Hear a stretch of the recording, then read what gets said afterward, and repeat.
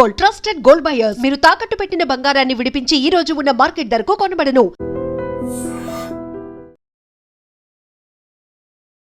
నమస్తే, welcome to I dream talking point with కవిత.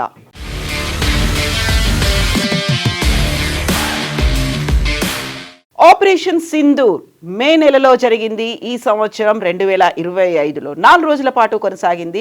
అయితే operation Sindoor 2.0 ఏ క్షణమైనా జరగొచ్చు అనేటువంటి మాటని ఆర్మీ చీఫ్, త్రివిధ దళాలు, రక్షణ శాఖ మంత్రి, కేంద్ర ప్రభుత్వం, అందులోనూ ప్రధానమంత్రి పదే పదే చెప్తూ వచ్చినప్పటికీ navy chief admiral Dinesh Kumar Tripathi ఇంకొక మాట కూడా చెప్తున్నారు.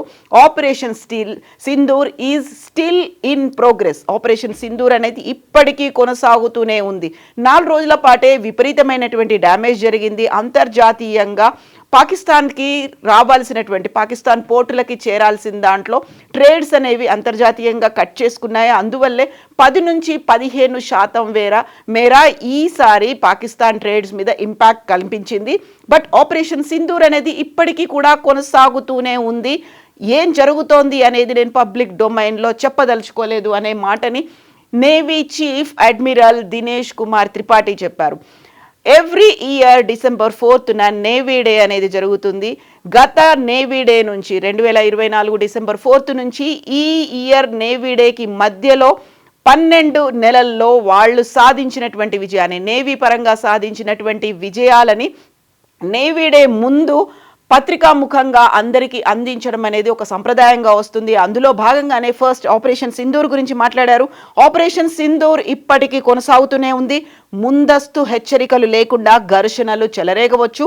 24 గంటలు సిద్ధంగా ఉండాలి అనేటువంటి మాటని navy chief admiral Dinesh Kumar Tripathi చెప్పారు. ఆయన ఏమన్నారు ఇప్పుడు ఆయన మాటల్లోనే విందాం. You have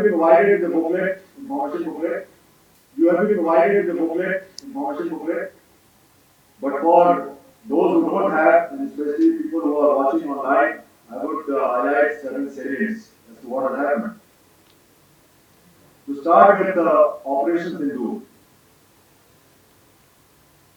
it is an operation which still remains in progress, and therefore much of operation details cannot be put out in the open domain, for obvious reasons. To start with Operation Sindoor, it is an operation which still remains in progress, and therefore much of operation details cannot be put out in the open domain. So operation Sindoor still in progress. అందుకోసమే much operations ఏవైతే ఉన్నాయో వాటన్నిటిని మేము public డొమైన్లో పెట్టదలుచుకోలేదు అనేటువంటి మాట దినేష్ కుమార్ త్రిపాఠి చెప్తూ ఉన్నారు. అందులోనూ ముందస్తు హెచ్చరికలు లేకుండానే ఘర్షణలు చెలరేగవచ్చు. 24 గంటలు సిద్ధంగా ఉండాలి. అన్ని దళాల్లో, అన్ని దశల్లోనూ వైమానిక రక్షణ అనేది అవసరం ఉంటుంది. పాకిస్తాన్ నేవీ తమ హార్బర్లకే పరిమితం అయ్యేలా చేశాం. ఆ 4 రోజులు జరిగినటువంటి యుద్ధం, ఆపరేషన్ సింధూర్ సమయంలోనే విపరీతమైనటువంటి డ్యామేజ్ పాకిస్తాన్కి జరిగింది.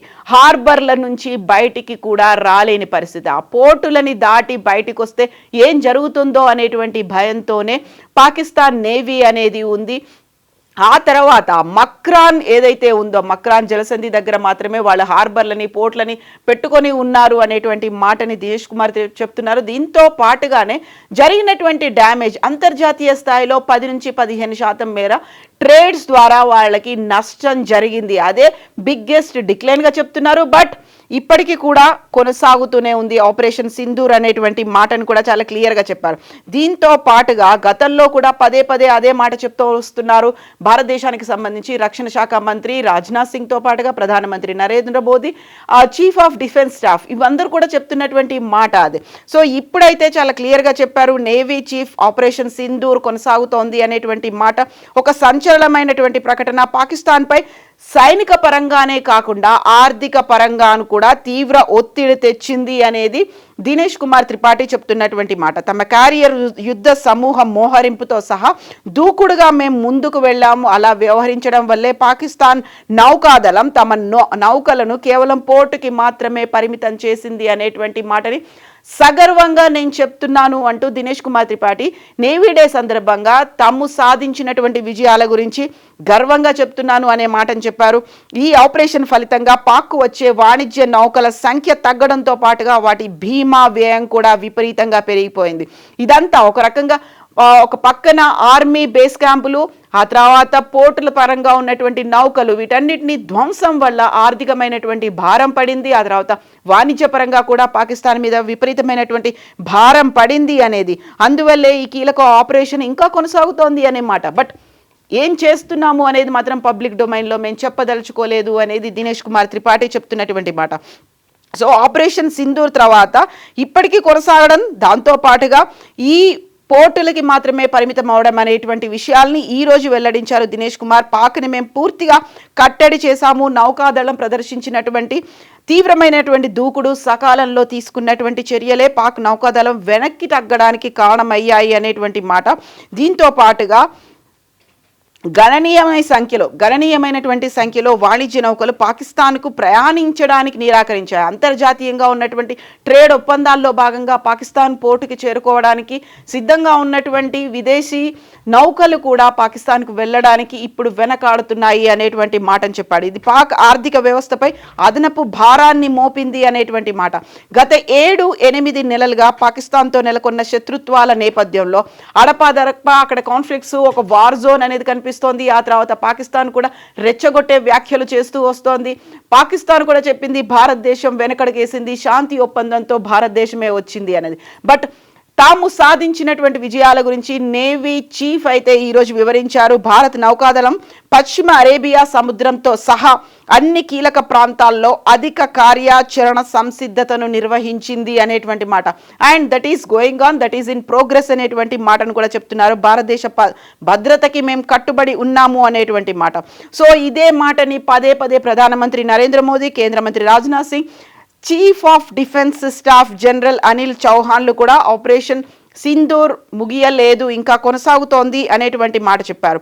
కొంచెం మేము జాలి చూపి వదిలేసాము. ఒకవేళ భగవంతుడు కనుక అనుగ్రహిస్తే, భగవంతుడు కనుక కోరుకుంటే పాకిస్తాన్ ప్రపంచ పటంలో లేకుండా చేస్తాము, ప్రపంచ పటంలో పాకిస్తాన్ ఉనికినే లేకుండా చేస్తాము అనే మాట చెప్పినప్పటికీ, సో ఒక రకంగా అది యుద్ధం నేపథ్యంలో జరిగినటువంటి నష్టం కావచ్చు, ఆ తర్వాత అది ఇప్పటికి కూడా దాని ట్రెమార్స్ లాగా కొనసాగుతున్నటువంటి ఆర్థిక పరమైనటువంటి భారం, ఈ నేపథ్యంలోనే కంప్లీట్గా అక్కడ జరిగినటువంటి నష్టం, అందువల్లే ఆపరేషన్ సింధూర్ ప్రోగ్రెస్లో ఉంది అనేటువంటి మాట.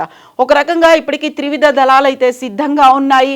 ఎట్ ద సేమ్ టైం ఇప్పుడు వింటర్ సీజన్ కావడంతో బార్డర్స్లో ఎక్కడైతే మోస్ట్ వల్నరబుల్గా ఉన్నాయో, ఎక్కడైతే కొంచెం గ్యాప్స్ దొరుకుతూ ఉంటాయి, ఎందుకంటే అక్కడ కాశ్మీర్లో విపరీతమైనటువంటి మంచు ప్రభావం వల్ల విజిబిలిటీ అనేది తక్కువ ఉంటుంది. దాంతోపాటుగా అక్కడ కొంచెం భద్రతని తక్కువ చేస్తారు అనేటువంటి మాటలు, ఆ గ్యాప్స్ ఏవైతే ఉన్నాయో వాటిని యూస్ చేసుకొని డ్రోన్స్ ద్వారా కూడా అటాక్ చేయాలని పాకిస్తాన్ చూస్తోంది. 3 రకాలుగా స్మగ్లింగ్ జరుగుతోంది. డ్రోన్లని విపరీతంగా వినియోగిస్తోంది. అది ఆయుధాల అక్రమ రవాణాకి కావచ్చు, డ్రగ్స్ రవాణాకి, ఆ తర్వాత స్మగ్లర్ని, అక్కడ ఉన్నటువంటి టెర్రరిస్ట్లని స్మగ్ల్ చేయడానికి, వాటిని సరఫరా చేయడానికి ఉపయోగిస్తోంది అనుకున్నప్పుడు అక్కడ భద్రతా బలగాలు ఎంత తీవ్ర స్థాయిలో అయితే బోర్డర్స్ POK, LOC దగ్గర మోహరించి ఉన్నాయో, అలాగే ఇక్కడున్నటువంటి అరేబియా మహాసముద్రంలో కూడా మేము ఆ ఆపరేషన్ని కంటిన్యూ చేస్తున్నాము అనేటువంటి మాట.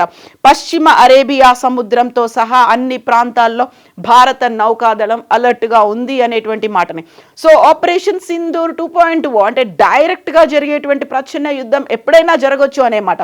బట్ ఆపరేషన్ సింధూర్ ఏదైతే ప్రారంభంలో మేలో జరిగిందో అది ఇంకా కంటిన్యూ అవుతూనే ఉంది. ఆపరేషన్ సింధూర్ 2.0 అనేది పాకిస్తాన్ కనుక ఒక అడుగు ముందుకేసినా, లేకుంటే పాకిస్తాన్ రెచ్చగొట్టేలా చేసినా, లేకుంటే పాకిస్తాన్ యుద్ధాన్ని మొదలు పెట్టాలి అనేటువంటి ప్రయత్నాలు చేసినా మేం మాత్రం చూస్తూ ఊరుకోము. ఆ దిశలో ఆపరేషన్ సింధూర్ 2.0 జరుగుతుంది అనే మాట. But Dinesh Kumar Tripathi navy chief admiral చెప్తున్న దాన్ని బట్టి అయితే ఆ మే నుంచి 2025 ఆపరేషన్ సింధూర్ సమయం నుంచి ఇప్పటికి కూడా అంటే ఆర్థికంగా భారం పడుతోంది, వాణిజ్యపరంగా భారం పడుతోంది. ఇప్పటికే తీవ్ర స్థాయిలో పోర్టులని, హార్బర్లో ఉన్నటువంటి నౌకలని నష్టపోయింది. కాబట్టి విపరీతమైనటువంటి ఆర్థిక భారంతో పాకిస్తాన్ ఉంది అనే మాట చెప్తోంది.